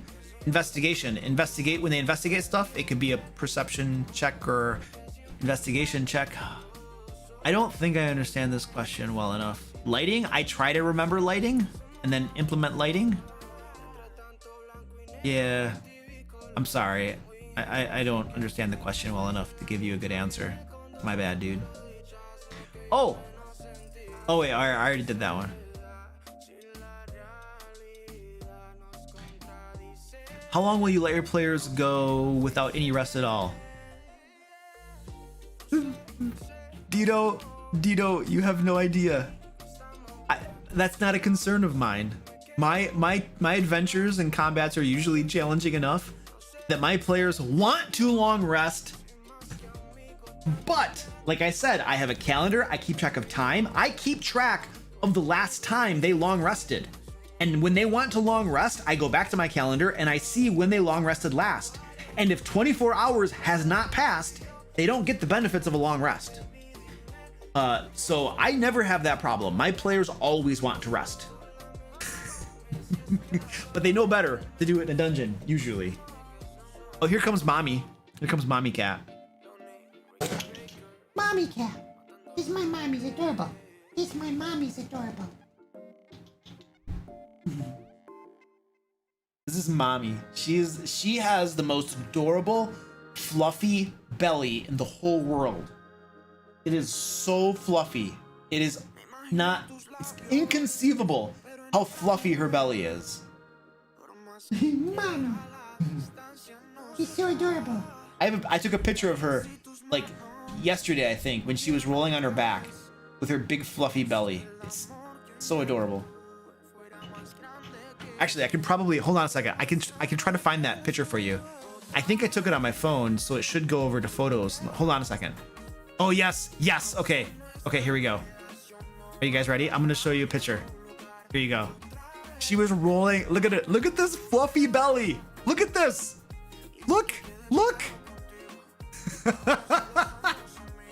She's so fluffy. Most adorable fluffy thing in the world. Oh man, it's awesome.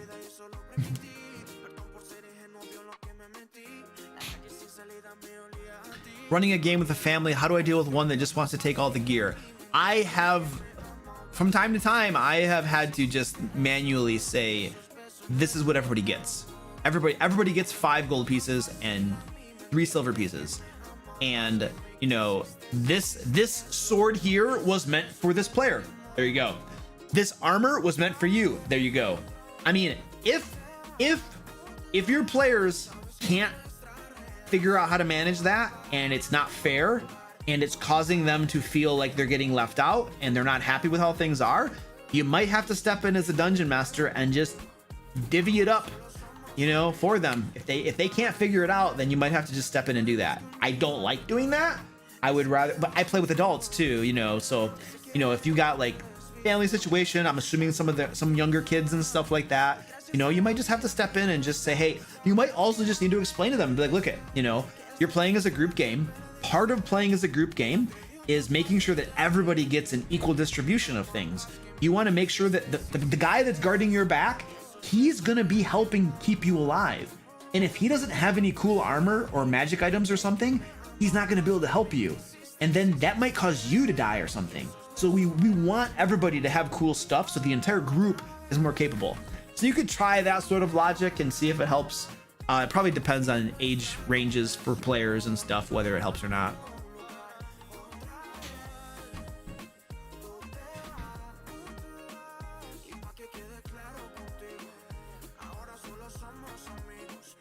Do you let the PCs know how much time has passed, or do you make them keep time? No, I don't make them keep time. I keep track of time. And yes, I let them know. When I play in person, I literally have a whiteboard next to me, in front of me, that all the players can see, and I write the time on it. I write the date and the time, and they can all see that. Online, it's a little more difficult. I used to have a little text box that I would keep the time and date in, but it's kind of a pain to update it, so I just kind of stopped doing it. But I still have a piece of paper here on my desk that I keep track of the time and the date and everything. And if my players ask, I'll tell them, oh, it's this time, or, you know, that kind of stuff. And I'll remind them from time to time too.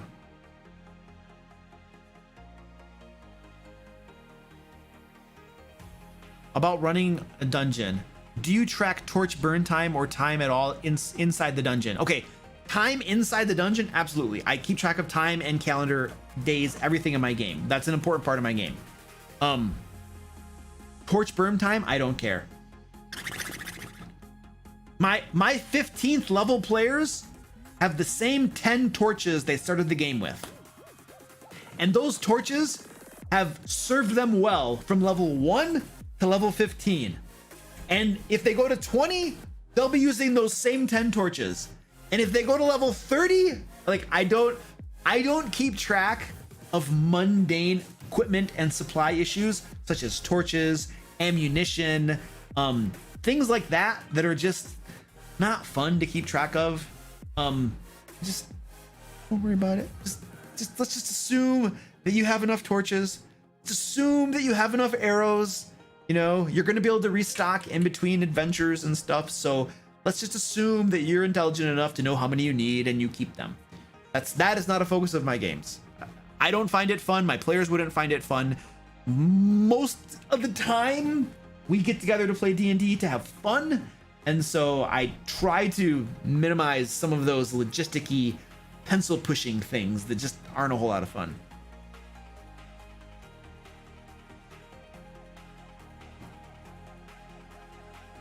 Regarding one long rest per 24 hours, would you allow 20 hours later for a long rest if narratively it makes sense? No, I stick by the rules. I follow the rules. I follow the rules. That is the consistency that I afford my players. Luke will follow the rules in the books unless he makes a specific exception, a home rule for something. I'm a pretty much a stickler for the rules. I think it provides a solid foundation for the game, and everybody knows exactly what to expect. And I prefer to do it that way. So it's 24 hours has got to go by. I'm not a rules lawyer, but I do follow the rules. Do you think PCs should be able to go higher than level 20? It doesn't really matter what I think. It really just matters what the players want to do and what the Dungeon Master wants to do and how he's going to run his game. Honestly,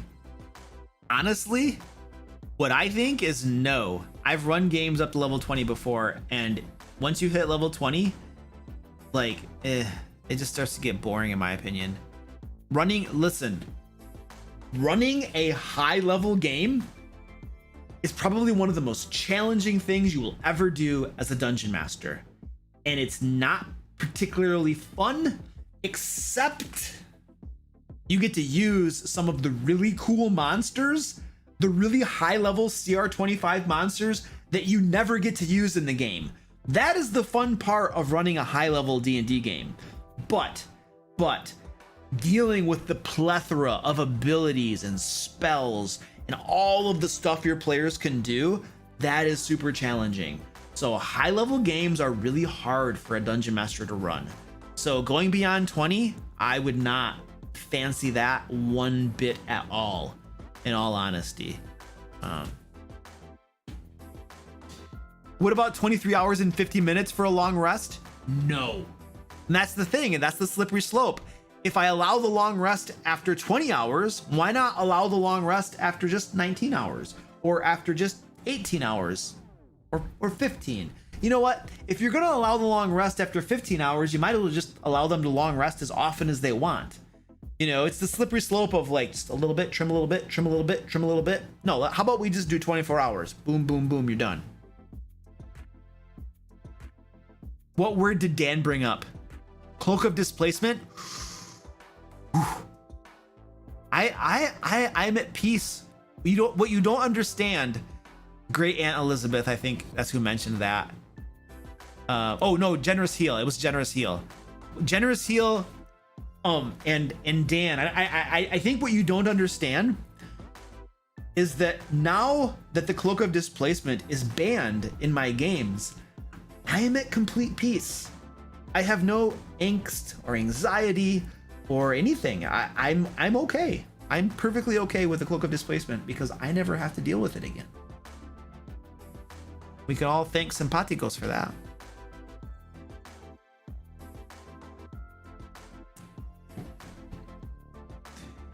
The DMG does have a little itty bitty section about running epic levels. I think just a little tiny bit. And yeah, you don't need any more than that because probably shouldn't go there. Although being able to use some of those high level monsters is really cool. Really cool.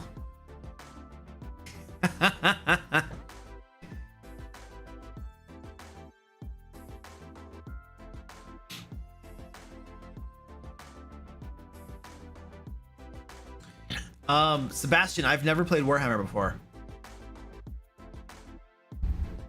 What's my opinion on why it's not popular? I have no idea. Probably the same reason that many other games aren't very popular. They just don't catch on for some reason or another. Or because there's a super popular game that takes all the credit, or not takes all the credit, but just most people gravitate toward it.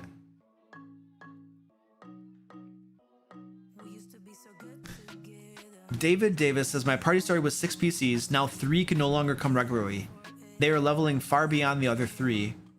Should I just kill off the ones who almost never come? No, I would talk to the players and ask them if they're actually going to keep playing or not. Like if I have players that just aren't coming to the game, I'm just going to ask them, hey dude, do you still want to play? If you still want to play, then you need to be here more often. I'm going to say it a little bit more diplomatically than that, but the essence of the conversation is you're almost never here. And if you want to actually play in this game, you need to come here regularly. If you can't do that, then you're not in the game, and I'm going to find other players because I can't play with 3 players, or I don't want to. And I'm not going to reserve a spot for you if you never show up.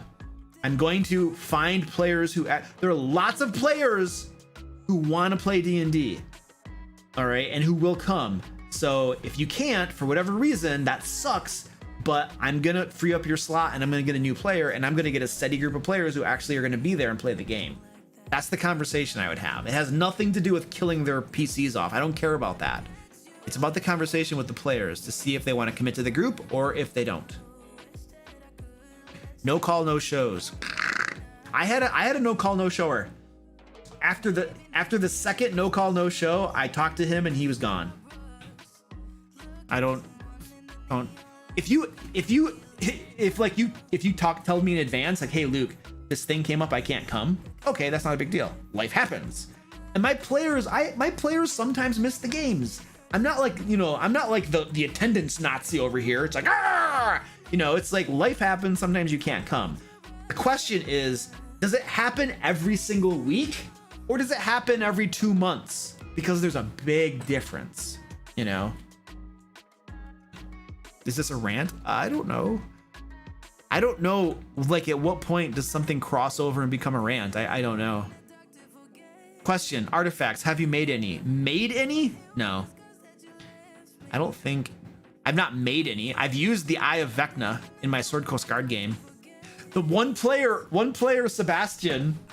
So my Sword Coast Guard game is now my Curse of Strahd game, and we play every other Sunday on Twitch, and you can watch us. And you can watch our games on my second YouTube channel, Penguin Butt. Link that below, please. But Sebastian wanted to put in the Eye of Vecna, but all the other players were like, no, you are not putting that in. And so they never got to use, it was the one artifact I gave them. And I knew that Sebastian would want to put it in. I knew he would, but the other players would not let him. And so they never got to use it.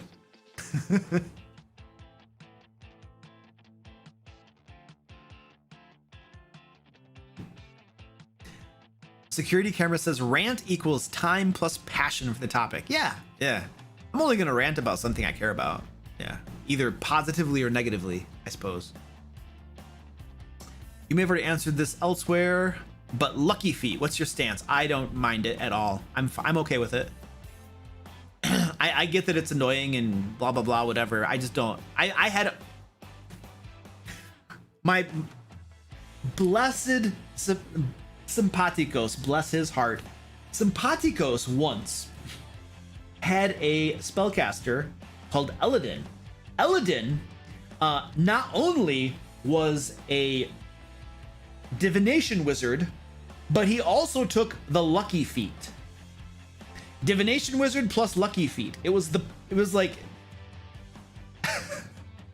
I didn't have a problem with it. I didn't mind it, Were there a couple times where there were some zingers? Sure, but I dealt with it okay. And that was, he had He had the divination wizard plus the lucky feat, and I was just kind of like, meh, it's a little powerful, but it didn't bother me. You know what I'm saying? There are some things that bother me, like Cloak of Displacement bothers me for good reasons, right? But the lucky feat, it wasn't a big deal. It wasn't game breaking. The Cloak of Displacement in the way on the Cloak of Displacement on a paladin sorcerer who has a high armor class and can cast shield, that's game breaking. He was untouchable. I had to do sleazy things like area of effect spells that would always do damage, even a little bit, that would knock the displacement down so that I could actually hit him. I had to do sleazy tactics. They weren't actually sleazy because when you're running around in the world and you're a very famous adventurer at high levels and you have a Cloak of Displacement and nobody can hit you, the enemies hear about that and they learn about that. And they devise strategies against that. And so it's not actually sleazy to do that. It's actually pretty common sense thing to do. If you're enemies and if you're the bad guy and you know that one of the adventurers has this super powerful feature, you know, you're going to be thinking, okay, eventually they're going to come get me. And when they do, I need to have a solution for this guy right here. So what am I gonna do? Oh, okay, now I got an answer. So it's actually not sleazy or bad. It feels that way to the players in the moment because these guys are constantly knocking down their displacement and stuff. So it feels sleazy to them. Got a cat fight going on. Got a cat fight going on. Cat fight. Cat fight. I need that kung fu fighting song that I can just play. It's like, let me clean you a little bit and let me attack you a little bit. This is Squeaky and Squirty Pie. They love each other. They do this all the time. Usually on stream too. It's beautiful. Yeah, I know. They're not really into it quite yet. It might heat up a little bit. They're kind of just relaxing a little bit. Hey, you guys are too boring. Come on, let's go. Too boring around here.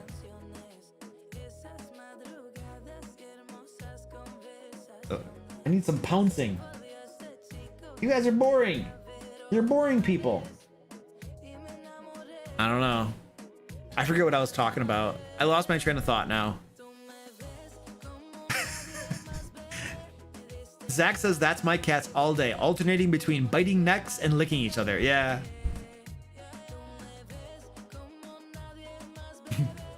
How do I deal with an abjuration wizard who basically gives himself temporary hit points every turn?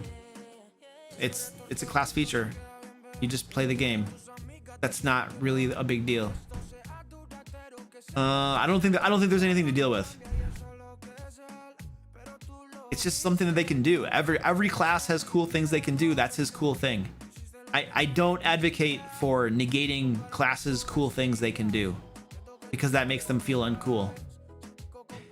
Sophie says, if the Cloak of Displacement is OP, doesn't that mean that a blur, a second level spell, is OP? No, it's not. It's not. Let me explain why. Blur takes a caster's concentration.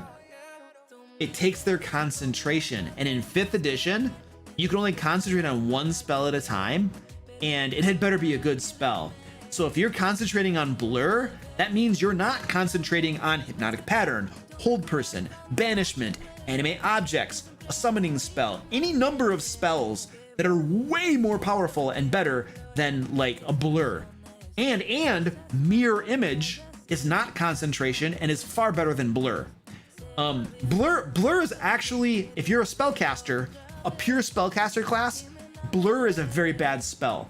Now I do think though that if you were a melee class who could also cast blur, like maybe you splashed a little bit of wizard, if you're primarily a fighter and you're mostly swinging a sword, then you're not using your concentration for anything.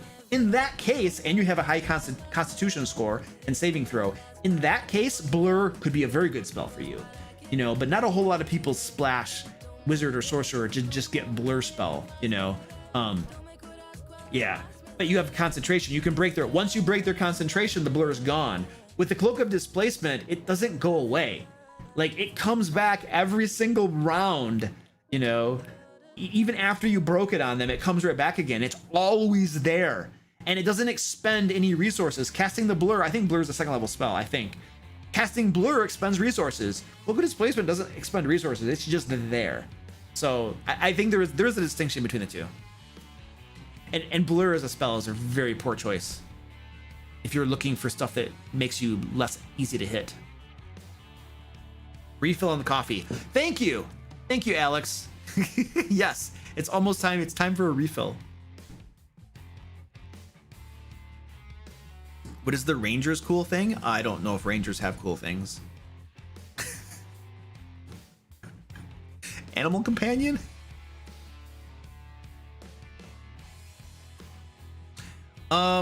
This is a good question. Security Camera says, would you rather play with a new player that is eager to learn but makes mistakes, or an experienced player that is jaded and set in their ways? New player every day of the week. New player, 100%. I love new players and teaching them the game and playing D&D with them. I love experienced players too. But if there's an experienced player who's just set in their ways and is not... Being set in your ways is not a problem. Not being a good fit for the table and not being willing to change, that is more of a concern. You know, I've had experienced players before that were not good fits for the table. I would argue that they probably weren't good players in general, and eventually they leave. That means they get the boot. New players, though, generally, you know, they learn and stuff.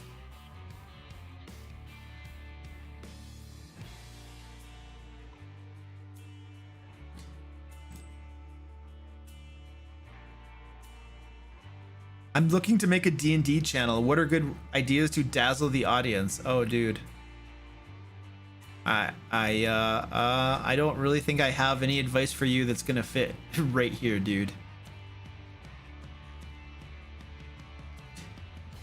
Luke, do you think PCs should be able to go high? I did that one.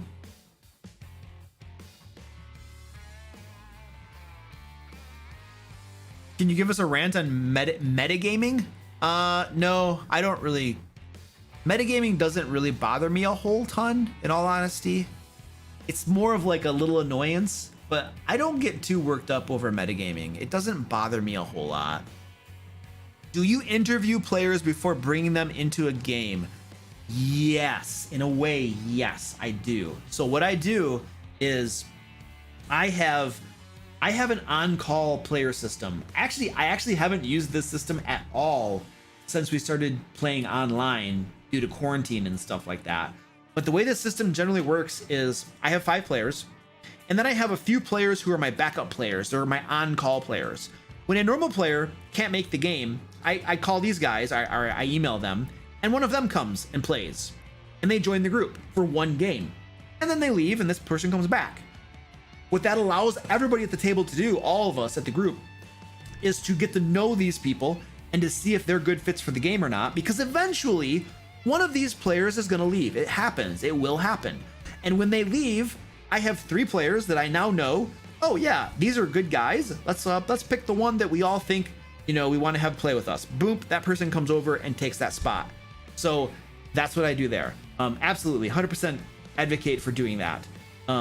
If I didn't have on-call players, I would basically bring somebody. I would bring a few different people in for a few different times, and then pick the best one to join the game. But if I am running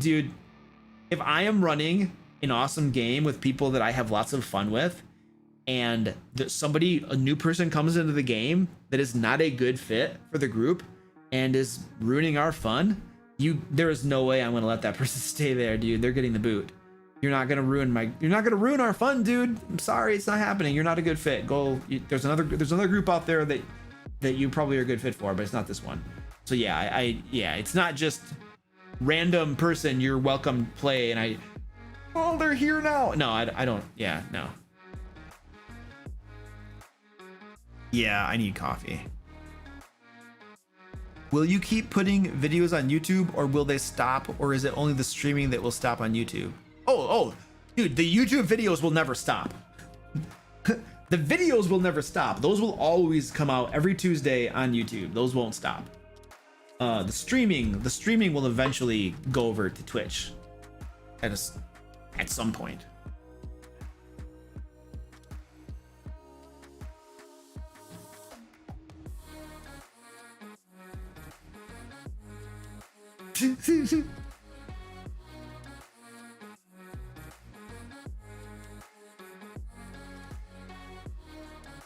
All right, I'm gonna get some coffee. Everybody, I have multiple people telling me that I'm out of coffee, so I guess I'll go grab some really quick. Wiki.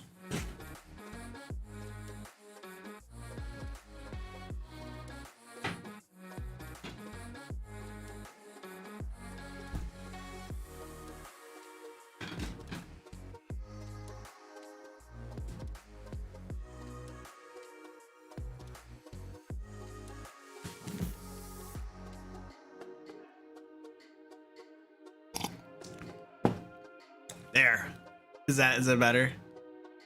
You guys happier? What is the music? I don't know. I use epidemic music for my music.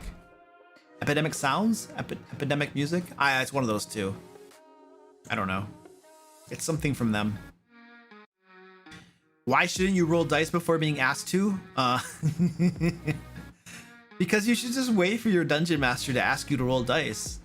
Like, sometimes I don't even ask for dice rolls for stuff. You know, a player might say, what do I know about X thing? And I might just give them information and I don't even care about a dice roll. They might be like, I look around the room to see if I see any footprints. Maybe the footprints are so obvious they don't even need a dice roll. You know, maybe it's not a perception check. Maybe it's an investigation check. Maybe I don't want you to make an arcana check. It's a religion check. So you should always, and it's better role playing. It's better role playing to say, I want to search the room to see if I see any tracks or any sign that somebody has been here in the last hour. That's good role playing, you know? And then the dungeon master has the opportunity to adjudicate and say, all right, let's give me a survival check and also an investigation check. Because you're trying to find tracks, but you're also trying to see ones that were here recently. And that probably calls for two different rolls. And they make some rolls, and then you make a decision on what they're able to discover and find out. You were expecting a rant, weren't you, when you asked that question? I know you were. Sophie says, I'm a bit salty about the cloak of displacement blur argument. Do you not like my answer to that? Sorry. It's okay to, yeah, we might have to disagree on that one. Do any of your cats like being picked up and cuddled? Only one of them.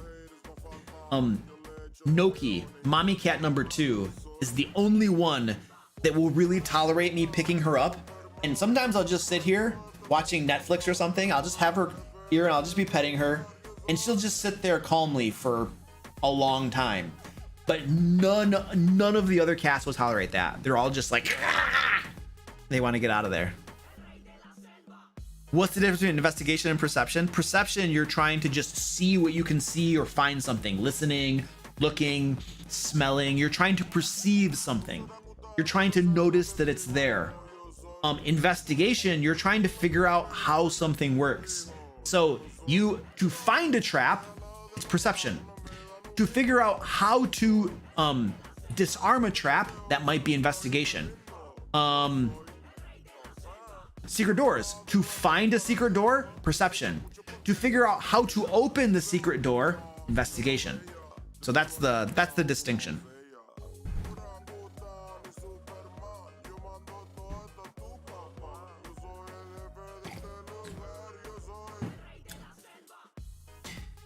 Have you considered having a monster deal true damage, aka dealing damage that cannot be mitigated by resistances? I don't think I've considered that, no. If you're asking if I would be opposed to that, depends. I might make something like that, I don't know. I don't think there's anything intrinsically wrong with that idea. So I would be open to the possibility of it. Have you reserved the Cat Lair channel yet? Oh, I should, shouldn't I? I should totally do that. Dito, you're going to bed? Hey, Dito, do you know that we're going to go and we're going to create some puzzles together? Don't you want to stick around for that, dude? Did you post the stream on Discord videos and streams? No, I didn't. I forgot to. I totally forgot to, Abcod. Man.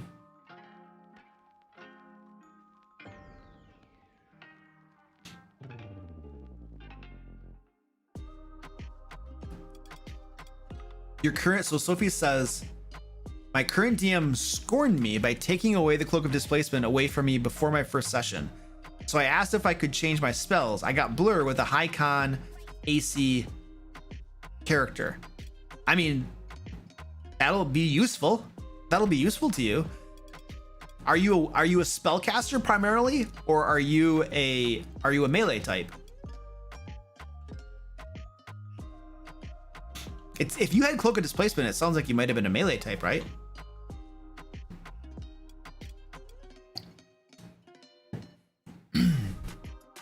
You also I feel like you should also, this is a general statement for everybody, you should be cognizant of the fact that I am a min-maxer, and I always think about what is the most optimal thing. What are you doing down there? Squeaky. It felt like he was chewing on a cable. Sophie, if you're a melee character, Blur will serve you well. Blur will serve you well, so I wouldn't worry about it. You'll be good with that. It's primarily if you're a full caster that Blur becomes an issue because it requires concentration, and then you're not going to be able to cast a lot of other really good spells. But anyway, previous statement. Just remember, I'm an optimizer. That's kind of like, I just have fun doing that. It doesn't mean that's the only way or the best way to play. You know, it's just how my brain works and what I find enjoyable. You know, so feel free to discard stuff that doesn't make sense to you and you don't think applies to your style of play and your preferences. You know, I'm just one dude with a big mouth. You know, my cat, he's bothering me. Do you like homebrewing items or classes? Classes, no. Items, yes. I like to homebrew a little bit of magic items and stuff. Yes, I don't make classes. There are enough classes and stuff. It's you don't need any more. Squeaky, will you get out of there? I don't know what you're doing down there. He's like around all my cables and it makes me nervous. He's in this little bothery mode where he's like chewing on stuff. So it's like I'm afraid he's chewing on my cables. Okay, ladies and gentlemen, this is what we're doing now. The question and answer is going to wrap up here, and we're going to go over to my Twitch channel, moderators link below, to do some puzzle creation. Now, if you didn't get your questions answered, I do live streams over on Twitch Mondays, Wednesdays as well, so you can come over there and ask your questions then. So I have lots of streams, lots of opportunities to ask questions. But right now we're wrapping up the Q&A. I'm gonna go over to Twitch and we're gonna make some puzzles together. And then all the puzzles we create will be available tomorrow for you guys all to use. I'll put links all over the place so you'll be able to find them and stuff. So right now, let's everybody head over to my Twitch channel. Moderators link below. You're probably like, too many links. And we're gonna create puzzles together over on Twitch. Now, it'll take me about 5 minutes to get everything switched over from YouTube to Twitch. And then I'll start my Twitch stream up and we'll do everything over on Twitch. So that's what we're doing right now. So I'm gonna wrap this bad boy up and I will see everybody over on Twitch for some puzzle creation. All right, guys, we'll see you over there.